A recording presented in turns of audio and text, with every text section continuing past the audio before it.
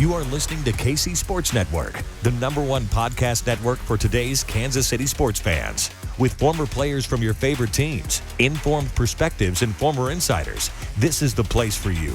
KC Sports Network is proudly presented by Emprise Bank, your partner in possible. It's time for another edition of The Breakdown. I'm Matt Hamilton. That's Matt Cassel. You guys all know him. And we're here to break down some X's and O's of the Chiefs' previous win this Sunday over the Jaguars and preview the matchup coming up ahead against the Los Angeles Chargers. Matt, how are you doing today? I'm doing great, brother. I can't complain. Everything's good. We're rolling around. I can't believe we're in week 11 of the NFL season. This season is flying by. It really is. It really is. And last Sunday seemed to fly by too, especially the first half with the Chiefs getting out to that big lead early. It was a different offense than we've been seeing from the Chiefs lately with the injury to McCole Hardman and then Juju, of course, getting knocked out of the game. Hopefully he's recovering. That was a scary situation, but we saw the opportunity created, especially without Hardman, for Kadarius Toney to step in and have a bigger role in this offense. What did you make of his performance, and what could that possibly mean for the Chiefs going forward? Well, I think that's why you go get a guy like Kadarius Toney, right? He's a guy that added so much depth to this already stacked wide receiver position room. And then when you look at the wide receiver position room, you can never forecast if somebody gets injured. And this is an opportunity for him to step up. And what you saw is the ability for the Kansas City Chiefs to integrate different players in at any point in the season. And this was an opportunity for him. You saw him. He's explosive with the ball in his hand. They used him in different capacities, whether it's the jet sweep, whether it was the boot pass. He made a great back shoulder catch as well. So it was exciting to see because the potential was there. But again, until you go out and prove it, that's where you earn your respect in this league. And you could see that there's a confidence level there. And it's also starting to build that relationship with Patrick Mahomes and a trust factor, which is really important as you move forward in the season. Yeah, and we're going to break a couple of those plays down on tape in a little bit. But one of the things that we're not showing that I wanted to hit on was the emergence of Isaiah Pacheco. It was completely his backfield from a running perspective. They brought McKinnon in on passing downs and featured him pretty heavily in the passing game after those injuries to the receiving core. But with Pacheco, one of the things that was an incredible moment in this game to me is he fumbles early in the game. The very next offensive play, Andy Reid goes right back to him, and he looked like he was shot out of a cannon, and he ran hard all day long. What did you make of that sequence and just Pacheco's performance overall?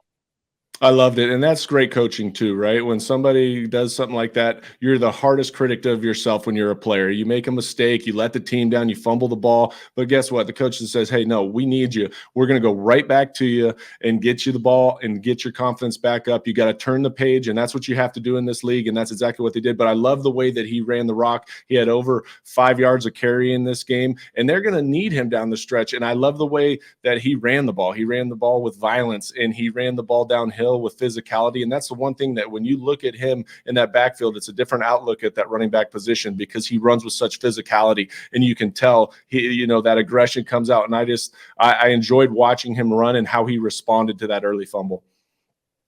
Yeah, and that's an Andy Reid staple. Remember Kareem Hunt's first game, that Sunday night game against the Patriots, or maybe it was the Thursday night, whatever, like the opening kickoff game was for the Chiefs against the Patriots.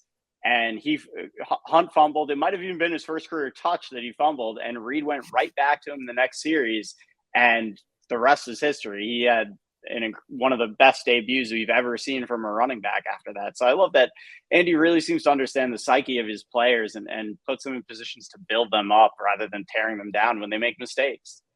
Yeah, and that's a huge part of coaching, right? You have to understand the players, understand where you're at, but there's a psychological component to it when anytime you're dealing with a player, and a guy like that has been rotated in and he's taken over the starting position. But sometimes mistakes happen. Look, we all try to be perfect, but this is an imperfect game. And when you go out and you make a mistake, to be able to say, hey, look, it's okay. We still trust in you. We're not going to rotate another back in there. Instead, we're going to come right back to you and get you going again. And it paid off in this game. You could see the confidence continue to rise, and you can continue to see him run hard throughout the course of that game. He really did, and it's such a tone setter when you have your running back running with that type of a physical presence. But one of the storylines we talked about all year long from even in the preseason is the depth of playmakers that the Chiefs have. And it seems like every week they have different guys emerge, and you never know who it's going to be, which is such an advantage as an offense. Let's start digging into some of the tape now. The biggest one of those guys to emerge this week was the much anticipated acquisition of Kadarius Toney. And we saw the different ways that they're planning on using him and integrating him into this offense. So we'll go to this one first, Matt, where they're bringing Toney in motion. What did you see here? Right, you've got the cut splits, you've got stack on the where Kadarius is down low, and so what they're really doing is this is just a boot play, and it's one that every offense has in the system. They're faking the outside run here. Everybody up front does a really good job of selling the run, including the tight end position. And then as you come out, what we call this is a flash or a slash, where he's coming back across the formation, and they run this play too with the outside zone. A lot of times teams will run that because he'll be responsible for taking the defensive end out, and just in case there's a cutback. But in this case, he's bluffing. So he comes out, he comes across the formation, the defensive end gets sucked in by the action of the tight end and the offensive line, and he's out there in the flat. And he's the number one read on this. As you come out on the boot, they always say don't bypass number one to get to number two for potentially a bigger play. If he's open now, give him the ball. And in this circumstance, they do. But as you see this play develop, you've got him in the flat, you've got basically the bow route in behind him. So you're high-low in that corner. You got the crossing route, and then that tight end will shuffle back late. But right there, he gets the ball to him in space. And as you can tell, this guy is a playmaker. He's made the corner miss. He makes those guys miss. And that's special playmaking ability right there. The quickness, the balance, everything that goes along with it.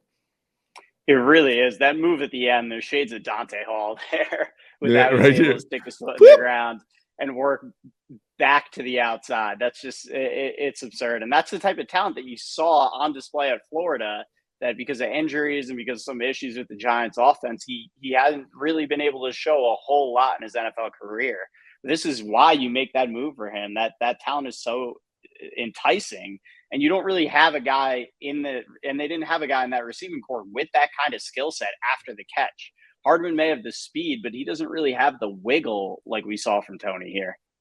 Right, and it's just an added component to your offense when you have a guy like that, when you can get him the ball in space, whether it's a slip screen, whether it's a boot where he's getting the number one read and you get him the ball in space. If you can get this guy the ball in space, you can see what he does. The yards after catch are so important, and you can see it right here.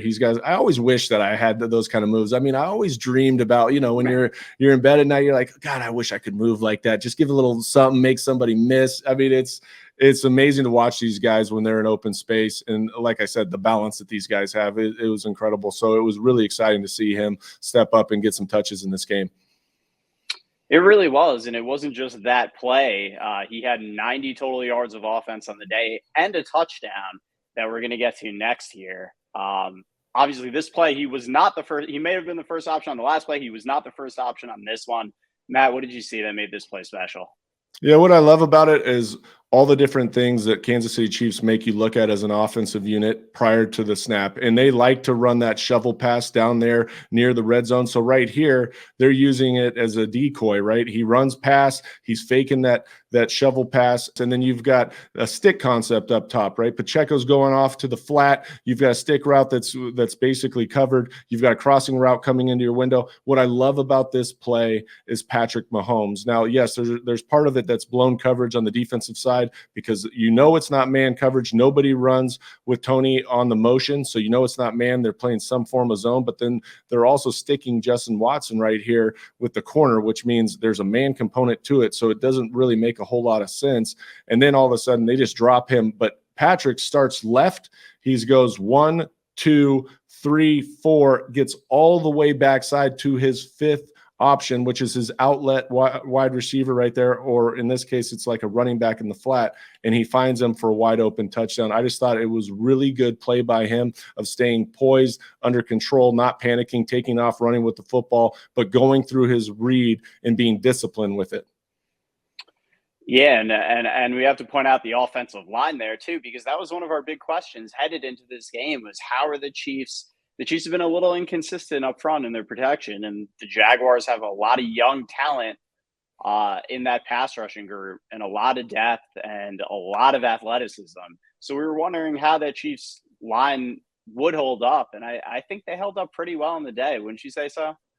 They really did. You know what? This is a good defensive front, and they've proven that, like you said, they've got a lot of young talent, and they've proven that they can get after the quarterback. But this offensive line for the Kansas City Chiefs, really, they rose to the occasion and rose to the challenge and did a great job of protecting Mahomes for a majority of this day. Yeah, and as you said, I love the ability for Mahomes to process all that and get to his fifth option, but you're not able to get to your fifth option unless the offensive line is doing a hell of a job. So definitely want to point out and credit to them as well. Hey, sorry to interrupt, but I have to tell you about some of these strange tall boys of beer that you might see in the bottled water section of your favorite store. Well, it's not actually beer. It's a liquid mountain spring water company from the Alps, and it's called Liquid Death. And you might be wondering, Tucker, why is it called Liquid Death? Well, let me tell you, it's because they'll brutally murder your thirst. That's right. Not only are they going to brutally murder your thirst, they are going to brutally murder plastic pollution in the process. It's wonderful with their infinitely recyclable aluminum cans. They also donate 10% of their proceeds from every can sold to help kill plastic pollution. It's great. They've got 4 flavors. They have regular sparkling water. They've got still water, which is the mountain spring water. And they have mango. They have berry flavored, and they also have the one I like here, the severed lime. I'm going to go ahead and crack it on open. And you can get a Liquid Death at your local Target, Walmart, 7-Eleven, or find a Liquid Death retailer near you with their store locator tool at liquiddeath.com/KCSN. That's liquiddeath.com/KCSN. Next time in the red zone, we saw some more zone coverage. And again, teams keen on Kelsey. There's a lot of questions. Oh, Kelsey hasn't scored since he had those 4 touchdowns against the Raiders. What's going on? Well, Right. Teams are trying to eliminate him from the equation as much as possible and force these other guys to beat them, which has created opportunities. What'd you see here?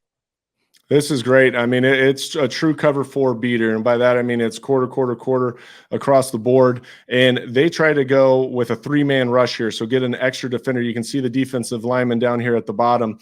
He's going to come out of the pass rush and be an extra pass defender. But as you see it, Kelsey's in a cut split. He's going to take 2 with that post route that he's running. Noah Gray comes off his wake. He goes with the out route, but he runs the wheel. And because Kelsey, everybody has to take him into account, especially in this area, he takes 2. The corner really should have his eyes outside and be able to fall off on this wheel. But because that's Travis Kelce, Noah does a good job of being patient, not giving it away, gets that defender to turn his head, goes down the sideline on the wheel. And the protection here, once again, for Patrick Mahomes is outstanding. You talked about it in the previous play, but wait until you see the pocket here. I mean, it's 3-man rush. He's able to sit in that pocket comfortably and deliver the ball in the back of the end zone. It was great play design, built to beat cover 4, and it is exactly how they drew it up, I'm sure, when they were in meetings, and then the offensive line and everybody else did the rest.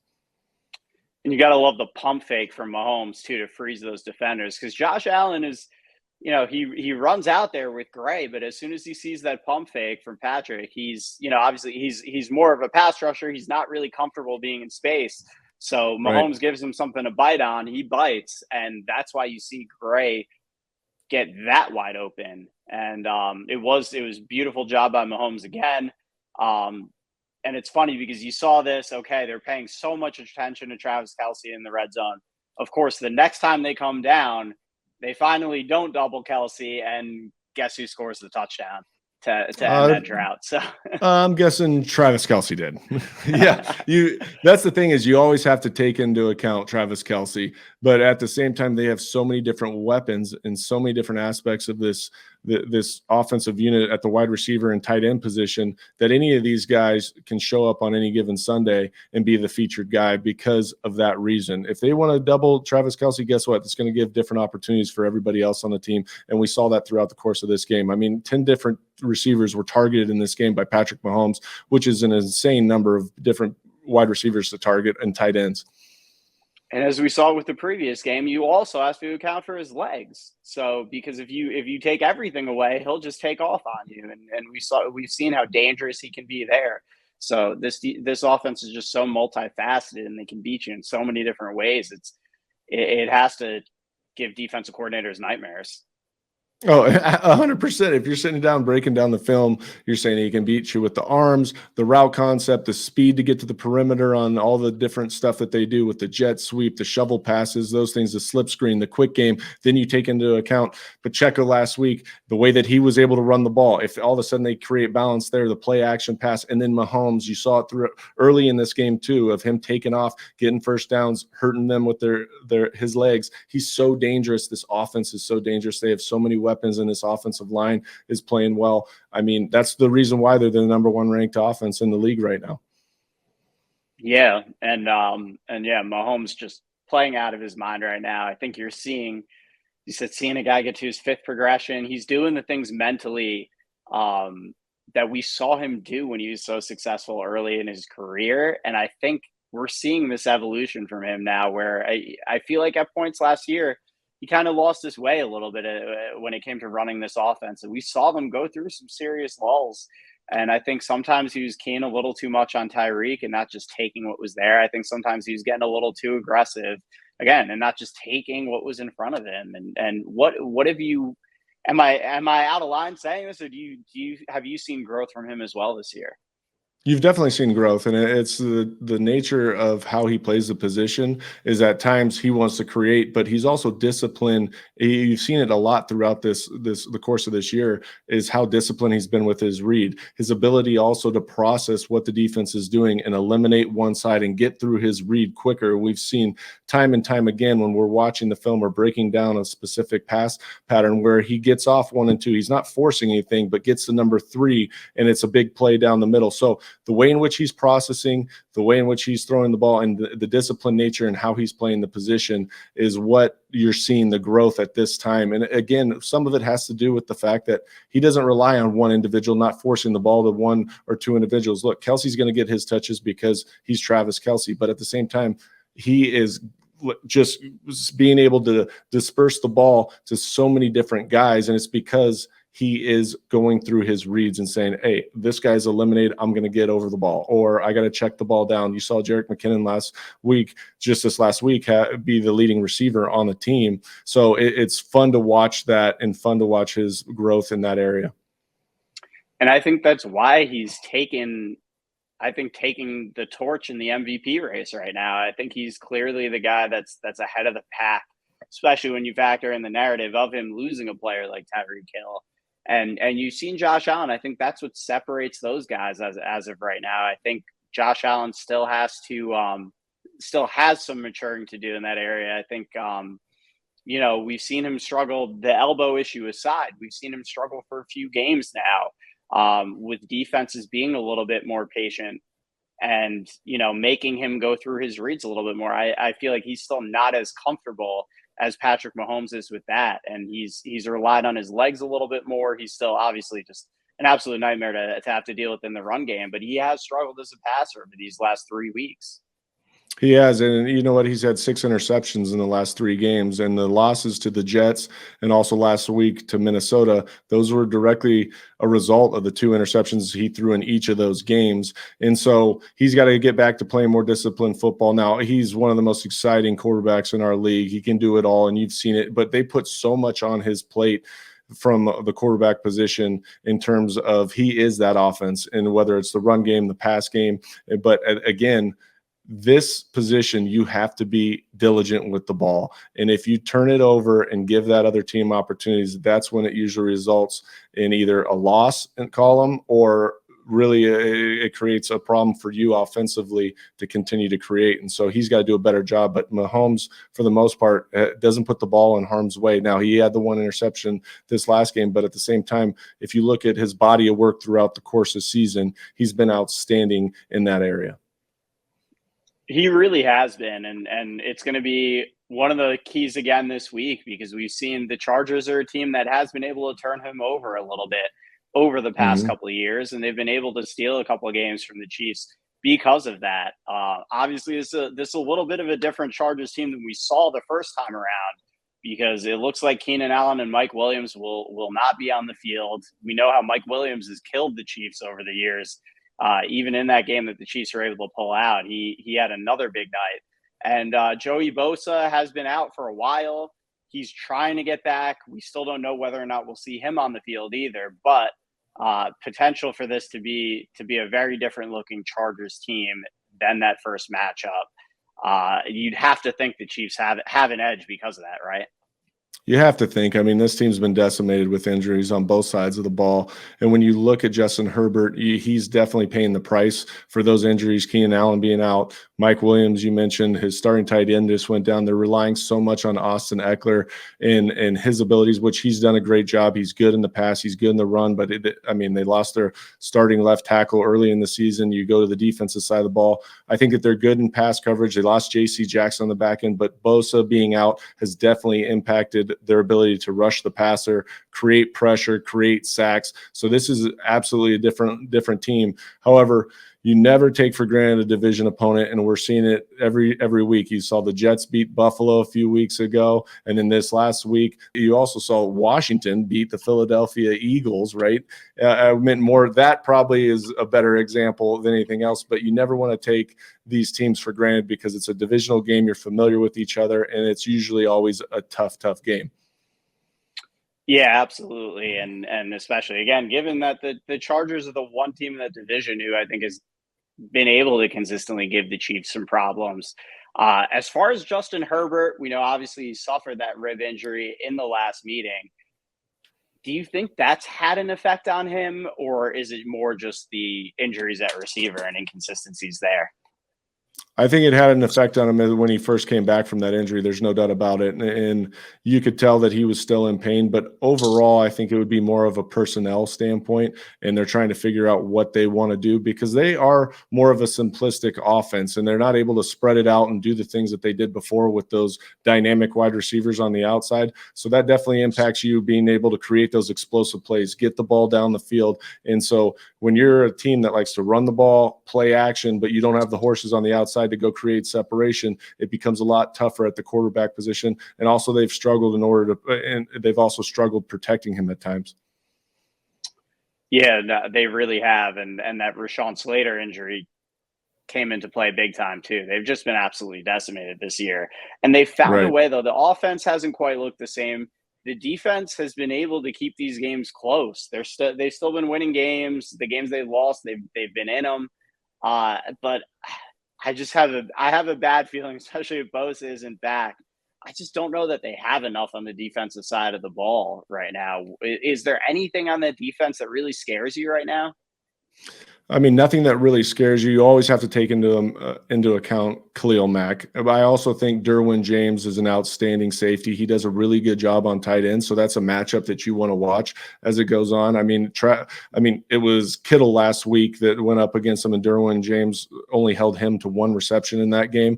Now, when you're dealing with Kelsey, when you're dealing with Noah Gray, when you're dealing with all the different route concepts, it might be a little bit different because they don't major in man coverage, right? They're a zone-based team. So it'll be interesting to see where that matchup and how that goes. But other than that, I mean, they've struggled all around. They've got good players. They just haven't been able to put it together. And again, the injuries have really impacted this team.